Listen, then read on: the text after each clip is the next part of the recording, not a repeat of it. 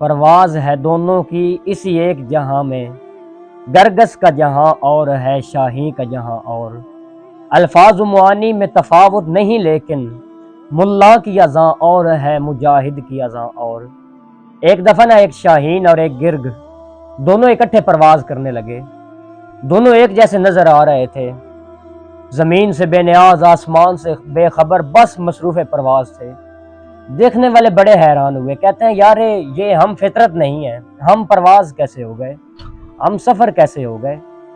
تو شاہین گرد کو کہتا ہے کہ یار اس جہان میں اگر کوئی قابل فکر، کوئی قابل غور بات ہے نا تو وہ صرف پرواز ہے۔ تو گرد نے بھی تکلفاً کہہ دیا واقعی مجھے بھی میرے پر بڑے عزیز ہیں، مجھے بھی پرواز سے بہت محبت ہے۔ کچھ لمحے گزرے، سفر جاری تھا، تو اس کی نظر نا گرد کی ایک، اس نے نیچے دیکھا تو اس کی نظر ایک مردار گھوڑے پہ پڑی۔ تو جیسے ہی اس نے وہ دیکھا تو شاہین کو کہتا ہے جہنم میں گئی تیری یہ بلند پروازی، مجھے میری منزل مقصود پکار رہی ہے۔ تو اس نے ایک لمحہ غوطہ لگایا اور سفر ٹوٹ گیا۔